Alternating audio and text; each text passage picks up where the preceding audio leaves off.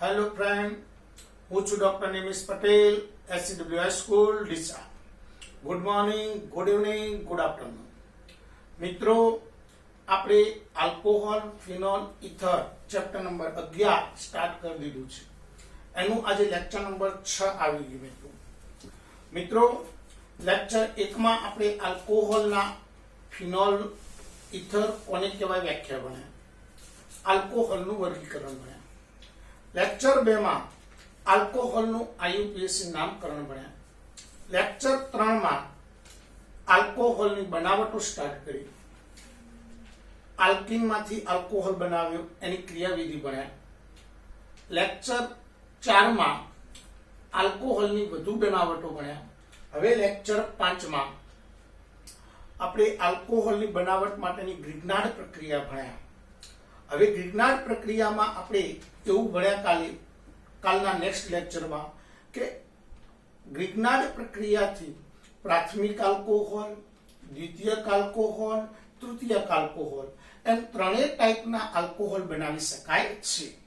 મિત્રો, પ્રાથમિક આલ્કોહોલ બનાવવા માટે ફોર્માલ્ડિહાઇડની ગ્રિગ્નાર્ડ પ્રક્રિયા સાથે પ્રક્રિયા કરવી પડે. દ્વિતીયક આલ્કોહોલ બનાવવા માટે ફોર્માલ્ડિહાઇડ સિવાયના આલ્ડિહાઇડની ગ્રિગ્નાર્ડ પ્રક્રિયા સાથે પ્રક્રિયા કરવી પડે. હવે આપણે તૃતીયક આલ્કોહોલ બનાવતા શીખવું છે. તો મિત્રો, પરફેક્ટ અહીંયા ધ્યાન આપજો. 3 ડિગ્રી આલ્કોહોલ, પરફેક્ટલી અહીંયા ધ્યાન. તૃતીયક આલ્કોહોલ, 3 ડિગ્રી આલ્કોહોલ. મિત્રો, 3 ડિગ્રી આલ્કોહોલ બનાવવા માટે કીટોનની ગ્રિગ્નાર્ડ પ્રક્રિયક સાથે પ્રક્રિયા કરતા તૃતીયક આલ્કોહોલ બને છે. કીટોનની ગ્રિગ્નાર્ડ પ્રક્રિયક સાથેની પ્રક્રિયાથી મધ્યવર્તી નિપજ બને, જેનું જલીય એસિડ વડે જળ વિભાજન કરતા 3 ડિગ્રી આલ્કોહોલ બને. મતલબ કીટોનની ગ્રિગ્નાર્ડ પ્રક્રિયક સાથે પ્રક્રિયા કરો એટલે મધ્યવર્તી નિપજ બને. આ મધ્યવર્તી નિપજનું જલીય એસિડ વડે જળ વિભાજન કરો એટલે આપણને તૃતીયક આલ્કોહોલ મળે. ઉદાહરણ લઈએ. દાખલા તરીકે R C double bond O R આ કીટોન છે. સામાન્ય પ્રક્રિયા લઈએ. એની ગ્રિગ્નાર્ડ પ્રક્રિયક RMgI સાથે પ્રક્રિયા કરીએ. આ પ્રક્રિયા ઇથરની હાજરીમાં થાય તો MgI O સાથે જોડાય, RC સાથે જોડાય એટલે RCR OMgI. એની જલીય એસિડ વડે જળ વિભાજન કરીએ તો અહીંયા H પ્લસ અને OH minus, OH minus MgI સાથે જોડાય તો MgOHI છૂટા પડે, O સાથે H જોડાઈ જાય એટલે RCROH તૃતીયક આલ્કોહોલ બની જાય. મિત્રો, તૃતીયક આલ્કોહોલ બનાવવા માટે તમારે કયા પ્રક્રિયકો પસંદ કરવા પડે એ આપણો કોન્સેપ્ટ છે. દાખલા તરીકે તમને કે 3 મિથાઇલ 2 મિથાઇલ પ્રોપેન 2 ઓલ. ચલો, આ આલ્કોહોલ આપણે બનાવવું છે. ભાઈ, આ આલ્કોહોલ કયા ટાઈપનો છે કે તૃતીયક. તો તૃતીયક આલ્કોહોલ બનાવવા માટે કીટોન લેવો પડે. તો કે કીટોન કેટલા કાર્બન વાળું લેવું? તો આડી લાઈનમાં કેટલા કાર્બન છે? 3. તો 3 કાર્બન વાળું ketone CH3 C double bond O CH3.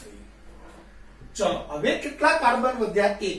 તો 1 કાર્બન વાળું ગ્રિગ્નાર્ડ પ્રક્રિયક CH3MgI. ચલો, ઇથરની હાજરીમાં પ્રક્રિયા કરીએ. MgI O સાથે, CH3C સાથે તો CH3 C CH3 CH3 OMgI.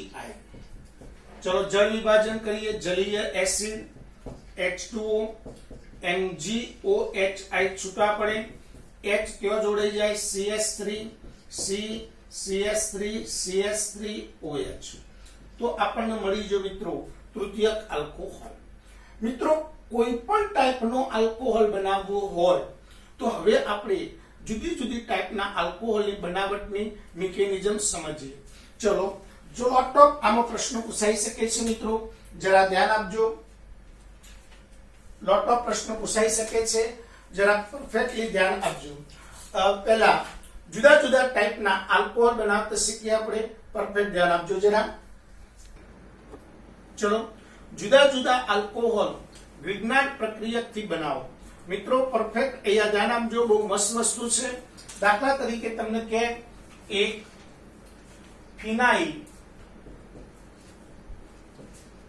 Methanol ગ્રિગ્નાર્ડ પ્રક્રિયકથી બનાવો. તો પહેલા તો તમને ફિનાઇલ મિથેનોલ નું બંધારણ આવડવું જોઈએ. મિત્રો ફિનાઇલ મિથેનોલ, ફિનાઇલ એટલે બેન્ઝીન, મિથેનોલ બેન્ઝીન ઉપર એક કાર્બન CH2OH, તો આ થઈ ગયો ફિનાઇલ મિથેનોલ. પરફેક્ટ ધ્યાન આપજો, જોરદાર કોન્સેપ્ટ છે. આ ફિનાઇલ મિથેનોલ બની ગયો મિત્રો. હવે આ આલ્કોહોલ આપણે ગ્રિગ્નાર્ડ પ્રક્રિયકથી બનાવવું છે. તો પહેલા હું શું કરીશ, તો આ આલ્કોહોલ કઈ ટાઈપનો છે, પ્રાથમિક છે, દ્વિતીયક છે કે તૃતીયક? તો ભાઈ OH ધરાવતો કાર્બન કેટલા કાર્બન સાથે જોડાયેલો છે, તો કે 1. માટે આ આલ્કોહોલ 1 ડિગ્રી છે. ચલો, 1 ડિગ્રી આલ્કોહોલ હોય તો એક પ્રક્રિયા ફિક્સ થઈ જાય. આ યાદ રાખજો મિત્રો, કે 1 ડિગ્રી આલ્કોહોલ હોય તો એક પ્રક્રિયા ફિક્સ છે. કયો? કે ફોર્માલ્ડિહાઇડ. તો પહેલા ફોર્માલ્ડિહાઇડ લઈએ, HCHO. હવે બાકીના કાર્બન વાળો ગ્રિગ્નાર્ડ પ્રક્રિયક. તો બાકી કયો કાર્બન વધ્યો? બેન્ઝીન. તો બેન્ઝીન ધરાવતો ગ્રિગ્નાર્ડ પ્રક્રિયક બેન્ઝીન MgI. ચલો, MgIO સાથે જોડાય, બેન્ઝીન કાર્બન સાથે જોડાય. તો બેન્ઝીન કાર્બન સાથે 2 H હતા, CH2OMgI. ચલો, એનું જળ વિભાજન કરીએ, જલીય એસિડ H2O MgOHI છૂટા પડે તો નિપજ મળે બેન્ઝીન ઉપર CH2OH. ચલો, તમને એમ કે ભાઈ બ્યુટેન 2-ઓલ બનાવો, બ્યુટેન 2-ઓલ બનાવો. ચલો, બ્યુટેન 2-ઓલ 1 2 3 4. અહીંયા OH CH3 CH2 CH CH3. ચલો, મારે બ્યુટેન 2-ઓલ બનાવવો છે. તો હવે પહેલા આ કયા ટાઈપનો આલ્કોહોલ છે કે 2 ડિગ્રી. મિત્રો 2 ડિગ્રી આલ્કોહોલ હોય તો તમે શું કરશો, તો ફોર્માલ્ડિહાઇડ ન લેવાય. શું લેવું પડશે? પ્રક્રિયક આલ્ડિહાઇડ. તો આલ્ડિહાઇડ કેટલા કાર્બન વાળું લેવું? તો OH ની આ બાજુ કેટલા કાર્બન છે કે 3. તો 3 કાર્બન વાળો આલ્ડિહાઇડ લઈએ, CH3 CH2 CHO. હવે કેટલા કાર્બન વધ્યા? તો કે એક કાર્બન વાળો ગ્રિગ્નાર્ડ પ્રક્રિયક CH3MgI. ઇથરની હાજરીમાં પ્રક્રિયા કરીએ. ચલો, MgIO સાથે જોડાય, CH3 CH સાથે જોડાય તો નિપજ મળશે CH3 CH2 CHOMgI CH3. હવે એનું જલીય એસિડ વડે જળ વિભાજન કરીએ તો અહીંયા MgOHI છૂટા પડશે, H ત્યાં જોડાઈ જાય, CH3 CH2 CHOH CH3. ચલો મિત્રો, થોડા ડેન્જર ઉદાહરણ લઈએ, જરા ધ્યાન આપજો. ડેન્જર ઉદાહરણ,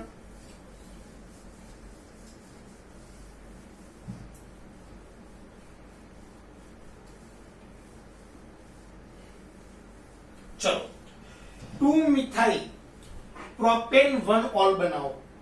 2 મિથાઇલ પ્રોપેન 1-ઓલ ગ્રિગ્નાર્ડ પ્રક્રિયકથી બનાવો. મિત્રો પહેલા 2 મિથાઇલ પ્રોપેન 1-ઓલ નું બંધારણ દોરીએ. તો પ્રોપેન 1-ઓલ એટલે 3 કાર્બન, પહેલા કાર્બન ઉપર OH, બીજા કાર્બન ઉપર મિથાઇલ, H મૂકી દઈએ, CH3 CH CH2. મિત્રો પહેલા આ આલ્કોહોલ કઈ ટાઈપનો છે એવું નક્કી કરીશ. તો આ આલ્કોહોલ કયો છે મિત્રો? તો કે 1 ડિગ્રી. 1 ડિગ્રી આલ્કોહોલ બનાવવો હોય તો પ્રક્રિયક ફોર્માલ્ડિહાઇડ જ લેવો પડે. તો પહેલા ફોર્માલ્ડિહાઇડ HCHO. તો હવે ગ્રિગ્નાર્ડ પ્રક્રિયક કેટલા કાર્બન વાળું લેવાનું? તો આ કાર્બન સિવાય બાકીના કાર્બન કેટલા વધ્યા? 3 કાર્બન વાળું ગ્રિગ્નાર્ડ પ્રક્રિયક. પણ MgI બીજા નંબરના કાર્બન ઉપર જોડેલા હોય, CH3 CH CH3 MgI. ચલો આની પ્રક્રિયા ઈથરની હાજરીમાં કરું તો MgI O સાથે જોડાશે, CH3 CH CH3 આ કાર્બન સાથે જોડાય એટલે નિપજ મળે CH3 CH CH3 CH2 OMgI. ચલો એનું જલીય એસિડ વડે જળ વિભાજન કરું, MgOHI છૂટા પડશે. તો અહીંયા 2 મિથાઇલ પ્રોપેન 1 ઓલ નિપજ મળી ગઈ. મિત્રો ખરેખર જોરદાર કોન્સેપ્ટો છે, મજા આવી જાય. હવે હું તમને ખાલી આલ્કોહોલ આપીશ અને તમે મને કહો કયો પ્રક્રિયક વાપરવાનો. બરાબર ધ્યાન આપજો, બહુ મજા આવશે. ચલો આવો એક પ્રક્રિયક છે, આવો આલ્કોહોલ બનાવવો છે મારે. 1 ફિનાઇલ ઇથેન 1 ઓલ. 1 ફિનાઇલ ઇથેન એટલે 2 કાર્બન અને 1 ઓલ. ચલો CH CH3. આ 1 ફિનાઇલ ઇથેન 1 ઓલ મારે બનાવવો છે. ચલો કયા પ્રક્રિયકો પસંદ કરવા પડશે મિત્રો? તો અહીંયા ધ્યાન આપજો, આ આલ્કોહોલ કયા ટાઈપનો છે કે 2 ડિગ્રી. 2 ડિગ્રી હોય તો આલ્ડીહાઇડ લેવો પડે. કયો આલ્ડીહાઇડ લેવાનો? તો OH થી આ બાજુ કેટલા કાર્બન છે? તો કે બેન્ઝીન અને 1 કાર્બન. તો બેન્ઝીન CHO એક આ પ્રક્રિયક લીધો, વત્તા બાકી કેટલા કાર્બન વધ્યા? 1 કાર્બન. તો CH3MgI. તો આ શું બની ગયું મિત્રો? આની જો પ્રક્રિયા કરો ગ્રિગ્નાર્ડ નિપજ મળશે, એનું જળ વિભાજન કરો તો આ આલ્કોહોલ બની જાય. આ સિવાય બીજી શક્યતા પણ આમાં છે. OH થી આમ આવું તો આ કેટલા કાર્બન થયા? 2 કાર્બન. તો CH3CHO. અને હવે બેન્ઝીન ધરાવતો ગ્રિગ્નાર્ડ પ્રક્રિયા તો બેન્ઝીન MgI. તો ફિનાઇલ મેગ્નેશિયમ આયોડાઇડ. આ બંને પ્રક્રિયકો વડે પ્રક્રિયા કરું તો આ જ નિપજ મળે. તો મિત્રો આના MCQ લોટો બને છે. આ આલ્કોહોલ બનાવવા માટે નીચેનામાંથી કયો પ્રક્રિયક ઉપયોગી છે એવો પ્રશ્ન પૂછાય. આ પ્રક્રિયકોના ઉપયોગથી કયો આલ્કોહોલ બને છે એવા પ્રશ્ન પૂછાય. ગ્રિગ્નાર્ડ પ્રક્રિયકથી આ આલ્કોહોલની બનાવટની પ્રક્રિયા લખો એવા પ્રશ્ન પૂછાય. ટૂંક નોંધ લખો ગ્રિગ્નાર્ડ પ્રક્રિયાથી આલ્કોહોલની બનાવટ. તો એ પણ આપણને આવડે. એમાં 3 ઉદાહરણ લખવા પડે: પ્રાથમિક આલ્કોહોલ, દ્વિતીયક આલ્કોહોલ, તૃતીયક આલ્કોહોલ. તો મિત્રો આપણે ગ્રિગ્નાર્ડ પ્રક્રિયકથી આલ્કોહોલની બનાવટ કમ્પ્લીટલી ભણી લીધી. હજુ 2-4 ઉદાહરણ લઈએ. દાખલા તરીકે આવું તમને કે 2 ફિનાઇલ પ્રોપેન 1 ઓલ બનાવો. 2 ફિનાઇલ પ્રોપેન 2 ઓલ બનાવો. ચલો 2 ફિનાઇલ પ્રોપેન 2 ઓલ બનાવો.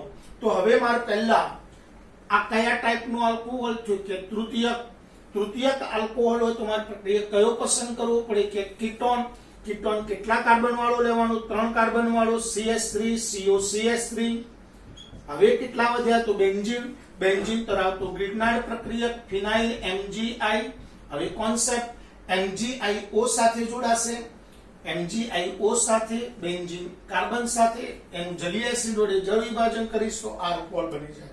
તો આપણે અહીંયા આલ્કોહોલની બનાવટો મિત્રો કમ્પ્લીટલી પૂરી કરી. ફરીથી એકવાર આલ્કોહોલની બનાવટો. મિત્રો આલ્કોહોલની બનાવટની મુખ્ય 3 પ્રક્રિયાઓ છે. આલ્કીનમાંથી આલ્કોહોલ. આલ્કીનમાંથી આલ્કોહોલની બનાવટની 2 પ્રક્રિયા: એસિડ ઉદ્દીપકની હાજરીમાં પાણી સાથે, ડાયબોરેન અને H2O2 સાથે. એસિડ ઉદ્દીપકની હાજરીમાં પાણી સાથે પ્રક્રિયા કરું તો માર્કોવ-નિકોવ નિપજ મળશે. ડાયબોરેન અને H2O2 સાથે પ્રક્રિયા કરું તો પ્રતિ માર્કોવ-નિકોવ નિપજ મળશે. એના પછી બીજી કાર્બોનિલ સંયોજનમાંથી આલ્કોહોલ. કાર્બોનિલ સંયોજનમાં આપણે 2 ભાગ પાડ્યા: આલ્ડીહાઇડ કીટોન, એસિડ એસ્ટર. આલ્ડીહાઇડ કીટોનના રિડક્શનથી આલ્કોહોલ મળે. આલ્ડીહાઇડ અને કીટોનનું રિડક્શન નિર્બળ રિડક્શન કરતા વડે થઈ શકે છે.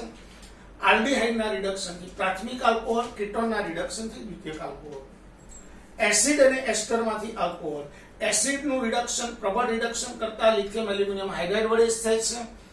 એસિડના રિડક્શનથી એટલા જ કાર્બન ધરાવતો આલ્કોહોલ મળે છે, એસ્ટરના રિડક્શનથી 2 આલ્કોહોલનું મિશ્રણ મળે છે. એના પછી ગ્રિગ્નાર્ડ પ્રક્રિયકથી આલ્કોહોલ. તો ગ્રિગ્નાર્ડ પ્રક્રિયક सबबंधक का मालिक है મિત્રો. ગ્રિગ્નાર્ડ પ્રક્રિયકથી 3 ટાઈપના આલ્કોહોલ બને છે, પ્રાથમિક, દ્વિતીયક અને તૃતીયક. પણ કોન્સેપ્ટ પ્રાથમિક આલ્કોહોલ બનાવવો હોય તો ફોર્માલ્ડિહાઇડ અને ગ્રિગ્નાર્ડ પ્રક્રિયક, દ્વિતીયક આલ્કોહોલ બનાવવો હોય તો ફોર્માલ્ડિહાઇડ સિવાયનો આલ્ડિહાઇડ અને ગ્રિગ્નાર્ડ પ્રક્રિયક, તૃતીયક આલ્કોહોલ બનાવવો હોય તો કીટોન અને ગ્રિગ્નાર્ડ પ્રક્રિયક. હવે મિત્રો આપણે ભણીશું આલ્કોહોલના ભૌતિક ગુણધર્મો. સુપર મુદ્દો છે, જરા ધ્યાન આપજો. આલ્કોહોલના ભૌતિક ગુણધર્મો.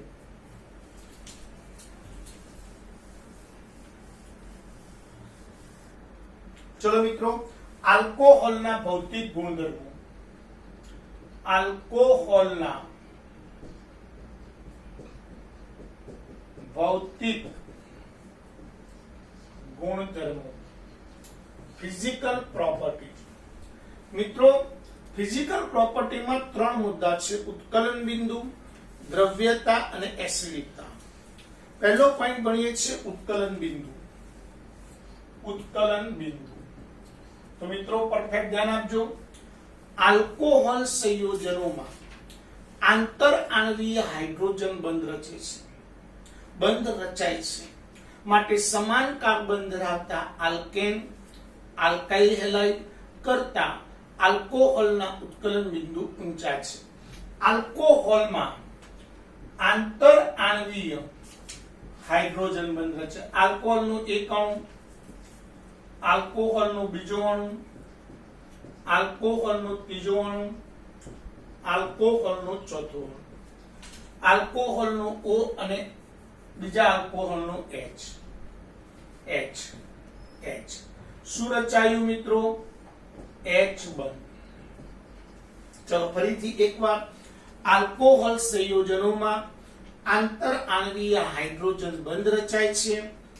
આથી સમાન કાર્બન ધરાવતા આલ્કેન, આલ્કાઇલ હેલાઇડ કરતા આલ્કોહોલના ઉત્કલન બિંદુ ઊંચા છે. આલ્કેન,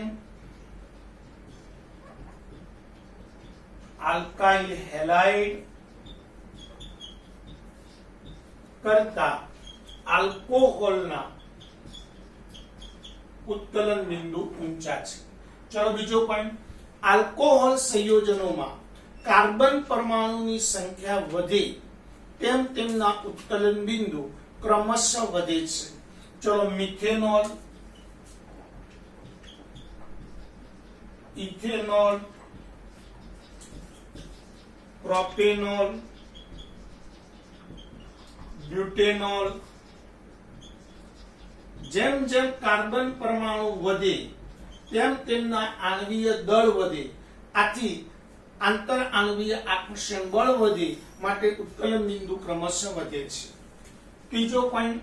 સમાન કાર્બન ધરાવતા આલ્કોહોલમાં પ્રાથમિક થી તૃતીયક તરફ જઈએ તેમ ઉત્કલન બિંદુ ક્રમશઃ ઘટે છે. દાખલા તરીકે આ બ્યુટેનોલ છે. ચલો પ્રાથમિક આલ્કોહોલ છે. બ્યુટેન 2ઓલ છે. દ્વિતીયક આલ્કોહોલ છે. ચલો 2 મિથાઇલ પ્રોપેન 2ઓલ છે. આ તૃતીયક આલ્કોહોલ છે. પ્રાથમિક થી તૃતીયક તરફ જઈએ તેમ આંતર આણ્વીય અંતર વધે છે. માટે આંતર આણ્વીય આકર્ષણ બળ ઘટે છે. માટે ઉત્કલન બિંદુ ક્રમશઃ ઘટે છે. એના પછી ચોથો પોઈન્ટ લઈએ. આલ્કોહોલ સંયોજનોમાં જેમ OH સમૂહની સંખ્યા વધે છે તેમ તેમના ઉત્કલન બિંદુ ક્રમશઃ વધે છે. OH સમૂહની સંખ્યા વધે તેમ તેમના ઉત્કલન બિંદુ ક્રમશઃ વધે છે. CH3, CH2, OH ethanol, CH2OH, CH2OH ethylene glycol, CH2OH, CHOH, CH2OH. ચલો જેમ OH વધે એમ આંતર આણ્વીય હાઇડ્રોજન બંધની સંખ્યા વધે, આંતર આણ્વીય આકર્ષણ બળ વધે. માટે ઉત્કલન બિંદુ ક્રમશઃ વધે છે. તો ઉત્કલન બિંદુના 3 મુદ્દા થયા, સોરી 4 મુદ્દા થયા. ફરીથી એકવાર, આલ્કોહોલ સંયોજનોમાં આંતર આણ્વીય હાઇડ્રોજન બંધ રચાય છે, આંતર આણ્વીય આકર્ષણ બળ વધે છે, માટે સમાન કાર્બન ધરાવતા આલ્કેન આલ્કાઇલ હેલાઇડ કરતા આલ્કોહોલના ઉત્કલન બિંદુ ઊંચા છે. 2. આલ્કોહોલ સંયોજનોમાં જેમ કાર્બન પરમાણુની સંખ્યા વધે છે તેમ તેમના ઉત્કલન બિંદુ ક્રમશઃ વધે છે. પછી 3. સમાન કાર્બન ધરાવતા આલ્કોહોલમાં પ્રાથમિક થી તૃતીયક તરફ જઈએ તેમ તેમના ઉત્કલન બિંદુ ક્રમશઃ ઘટે છે. જેમ OH સમૂહની સંખ્યા વધે છે તેમ તેમના ઉત્કલન બિંદુ ક્રમશઃ વધે છે. તો મિત્રો, આલ્કોહોલ સંયોજનોના ભૌતિક ગુણધર્મોમાં પહેલો પોઈન્ટ ભણ્યા ઉત્કલન બિંદુ. હવે ભણીએ છીએ દ્રવ્યતા.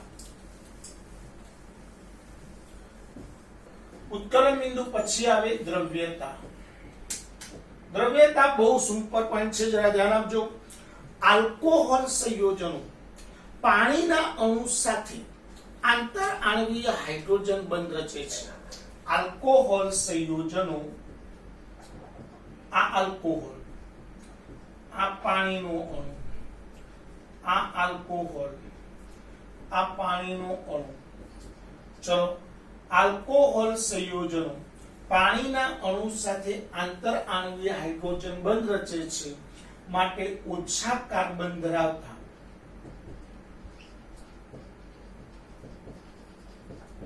આલ્કોહોલ સંયોજનો પાણીમાં દ્રાવ્ય છે. ચલો 2. આલ્કોહોલ સંયોજનોમાં જેમ કાર્બન પરમાણુની સંખ્યા વધે તેમ અધ્રુવીય ભાગ વધે છે, આથી પાણીમાં દ્રવ્યતા ઘટે છે.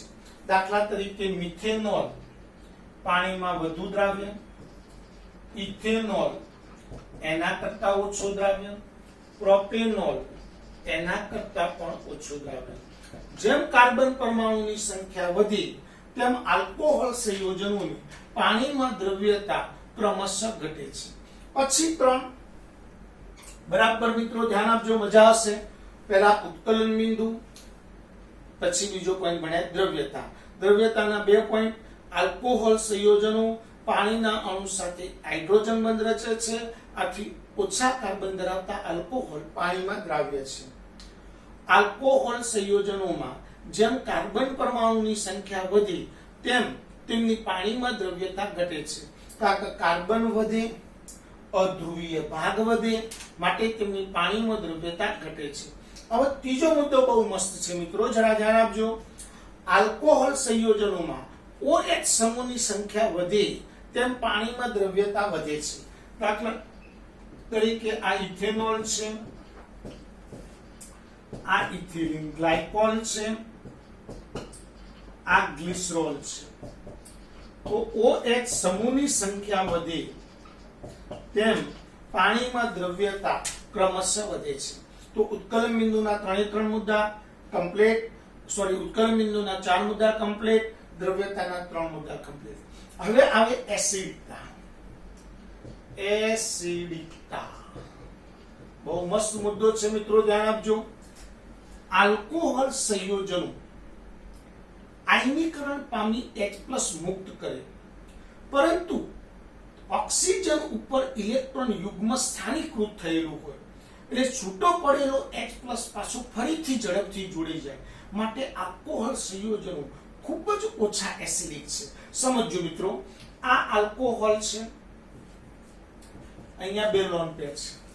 હવે જ્યારે H+ છૂટો પડે ત્યારે RO માઈનસ અને H+, પણ અહીંયા આ લોન પેર કેવો સ્થાનીકૃત છે, એટલે સંસ્પંદન થતું નથી, આની સ્ટેબિલિટી ખૂબ ઓછી છે, માટે ઝડપથી પાછો H+ જોડાઈ જાય અને પાછો હતો એમને એમ આલ્કોહોલ બની જાય. આથી દ્રાવણમાં H+ હોતો નથી, માટે આલ્કોહોલ સંયોજનો ખૂબ જ ઓછા એસિડિક છે. એવું કહેવાય છે, જોજો આ કોન્સેપ્ટ છે, MCQ પોઈન્ટ છે. મિથેનોલ સિવાયના બધા જ આલ્કોહોલની એસિડિકતા પાણી કરતા પણ ઓછી છે.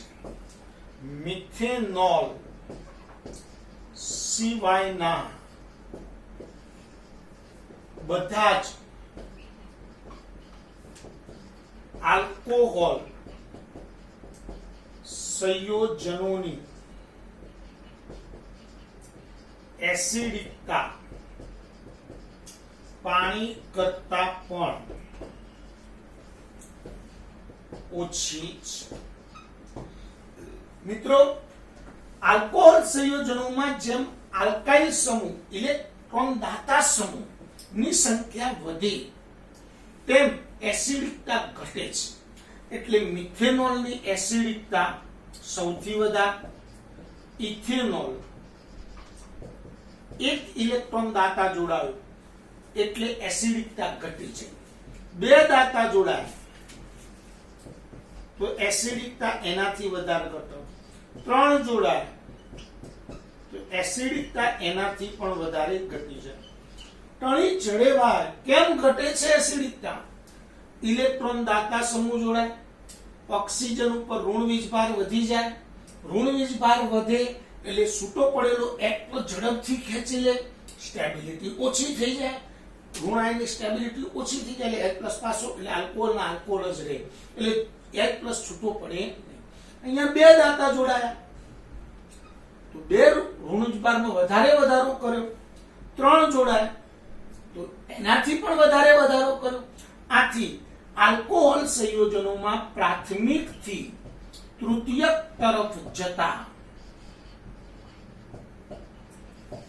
એસિડિકતા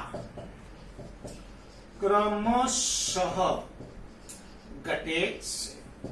તો મિત્રો, આલ્કોહોલ સંયોજનોના ભૌતિક ગુણધર્મો સમજાવો.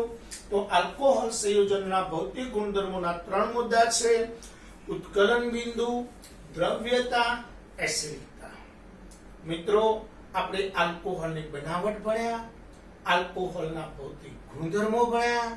હવે આપણે આલ્કોહોલના રાસાયણિક ગુણધર્મો ભણીશું. તો આલ્કોહોલના રાસાયણિક ગુણધર્મો આપણે નેક્સ્ટ લેક્ચરમાં ભણવાના છીએ, એટલે આવતીકાલના લેક્ચરમાં ભણીશું. આજે તમને ડીપીપી કમ્પ્લીટ મોકલી દઈશું. એટલે આજે બધા 3 લેક્ચરની ડીપીપી બાકી છે તો આજે આવી જશે. તમે કમ્પ્લીટલી નવો ચોપડામાં ઉતારી દેજો અને alcohol phenol ether chapter completely તૈયાર કરી દેજો. મિત્રો, હવે આવતા રવિવારે આપણે ટેસ્ટ લેવાના છે. હવે મારે થોડીક 2-4 વાતો કરવી છે મિત્રો. કે પહેલા આપણી ગુજરાત બોર્ડની પરીક્ષા એમસીક્યુ ટાઈપની નથી, એ કદાચ તમે જાણતા હશો અને કદાચ ભૂલી ગયા હોય તો હું તમને યાદ કરાવી દઉં કે આ વખતની એક્ઝામ આપણી ટોટલી પ્રશ્નવાળી છે. એટલે પ્રશ્નો લખવાના છે, એમસીક્યુ નથી, ઓબ્જેક્ટિવ બિલકુલ નથી. એટલે જે જૂની પદ્ધતિ હતી 100 માર્ક્સની થિયરી લખવાની છે મિત્રો. એટલે આપણે હવે એમસીક્યુ થી ટેવાયેલા છે. 10મામાં 11મામાં પણ અડધાવડી એમસીક્યુ કરી નાખ્યા છે. અડધું એવા થોડી ટેવ પડી ગઈ છે. એટલે એ ટેવ કાઢી અને આપણે પ્રશ્નોત્તર લખવા પડશે. પહેલા 1 માર્ક્સના પ્રશ્નો, 2 માર્ક્સના પ્રશ્નો, 3 માર્ક્સના પ્રશ્નો, 4 માર્ક્સના પ્રશ્નો. બીજી વસ્તુ મિત્રો, ઓર્ગેનિક એક એવો સબ્જેક્ટ છે કે એમાં બેઠા પ્રશ્નો ક્યારેય પૂછાય નહીં.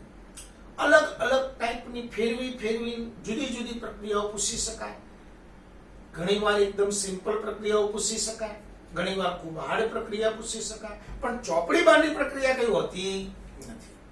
એટલે જો તમે ચોપડીની બધી થિયરી કમ્પ્લીટ કરી હોય તો ગમે તેવી પ્રક્રિયા પૂછે તો પણ તમને આવડે. હવે એના માટે મેં એક રસ્તો વિચાર્યો છે મિત્રો કે આપણો એસસીડબ્લ્યુ નો વિદ્યાર્થી કોઈ રીતે પાછો ન પડવો જોઈએ. એટલા માટે આપણે એક મસ્ત રસ્તો વિચાર્યો છે મિત્રો, જરા ધ્યાન આપજો. હું તમને પ્રશ્નાવલી મોકલી દઈશ. એ પ્રશ્નાવલીમાં જેટલા પણ પ્રશ્નો ચેપ્ટરના છે, જુદા જુદા ટાઈપના જેટલા પણ પ્રશ્નો હશે એ બધા જ પ્રશ્નો તમને હું મોકલી દઈશ. એ પ્રશ્નો તમારે તૈયાર કરી અને મોઢે લખવાના છે. કારણ કે હવે મિત્રો આપણે ટેસ્ટ ઓનલાઈન લઈ શકીએ એમ નથી. એટલે તમારે હવે આ જ કામ કરવું પડશે. એટલે હું તમને જે ડીપીપી મોકલું એ ડીપીપી દરેક દાખલા તરીકે 10મું ચેપ્ટર આપણે પૂરું કર્યું છે. 10મા ચેપ્ટરની ડીપીપી મોકલીશ એટલે પ્રશ્નાવલી જશે. બધા આખા ચેપ્ટરમાં જેટલા ટાઈપના પ્રશ્નો નીકળતા હશે, 1 માર્ક્સના, 2 માર્ક્સના, 3 માર્ક્સના, 4 માર્ક્સના એવા પ્રશ્નો મોકલીશ. તમને 1 વીકનો સમય આપીશ કે ભાઈ આવતા વીકમાં, એટલે હું વિચારી જ રહ્યો છું કે કાલે જ કદાચ તમને મોકલી દઈશ ડીપીપી. તો કાલે ડીપીપી મોકલી દઉં તમને, તો એ ડીપીપી માંથી તમારા પ્રશ્નો તૈયાર કરી અને પછી નોટમાં ઉતારવાના છે, મોઢે લખવાના છે. તમારે મોઢે જ લખવાના છે, એ ટેવ પાડવાની છે મિત્રો. તમે પહેલા તૈયાર કરો પછી લખો, એવું નહીં કહેતો હું. તમે એક પ્રશ્ન તૈયાર કરો, એક મોઢે લખો. પણ હું એવું માનું છું કે પહેલા તમે બધી 1 માર્ક્સની બધા પ્રશ્નો તૈયાર કરી દો, પછી 1 માર્ક્સના બધા પ્રશ્નો અને જવાબ મોઢે લખી દો. આ એક એસાઇનમેન્ટ થઈ ગયું મિત્રો. આ એસાઇનમેન્ટ તમારે સ્કૂલ શરૂ થાય ત્યારે મને આપી દેવાનું છે, જમા લઈ લેશું. આટલું કામ બધા મિત્રો ફરજિયાતલી કરવાનું છે. આમાં 1-2 ન થાય એ ખાસ ધ્યાન રાખવાનું છે મિત્રો. કારણ કે આ વખતે આપણે ઓનલાઈન થી ભણાવવા માટે ટેવાવાનું છે. હું વારંવાર કહું છું, કારણ કે આ વખતે કંઈ જ નક્કી નથી. ક્યારે સ્કૂલ ખુલશે એ નક્કી નથી. સ્કૂલ ખુલશે તો પણ બધા વિદ્યાર્થીઓને એક સાથે તો નહીં જ બોલાવે સરકાર, કારણ કે ભાઈ કોરોના એ કઈ નાનો સૂનો રોગ નથી. તમે માનો એટલો સરળ નથી મિત્રો. ખૂબ ગંભીર રોગ છે અને ઝડપથી ફેલાય છે. એટલે સરકાર ઝડપી સ્કૂલો ખોલવાની મંજૂરી તો નહીં જ આપે. તો આપણે આ રીતે ભણવા માટે ટેવાવાનું છે. એટલે હું કાલે અથવા વધુમાં વધુ પરમ દિવસે તમને આ ચેપ્ટરની એક ડીપીપી મોકલી દઈશ. ડીપીપીમાં માત્ર 10મા ચેપ્ટરની પ્રશ્નાવલીઓ જ હશે, પ્રશ્નો જ. 1 માર્ક્સના, 2 માર્ક્સના, 3 માર્ક્સના અને 4 માર્ક્સના. આ પ્રશ્નો તમારે તૈયાર કરી અને ચોપડામાં મોઢે લખવાના છે. એક વખત તો મેં આખો ચોપડો તમને થિયરીનો કમ્પ્લીટ બનાવી દીધો છે. હવે ખાલી પ્રશ્નાવલીઓ લખવાની છે, પણ એ મોઢે લખવાની છે, પ્રેક્ટિસ માટે, ઓનલી ફોર પ્રેક્ટિસ. તો તમે કરશો એવી મને સંપૂર્ણ આશા છે મિત્રો. બસ કાલે નેક્સ્ટ લેક્ચરમાં પાછા તૈયાર થઈ જજો અને આટલું કામ તમને ડીપીપી મોકલી દઉં છું, તમે કમ્પ્લીટ લખી દેજો. જય હિન્દ, જય ભારત.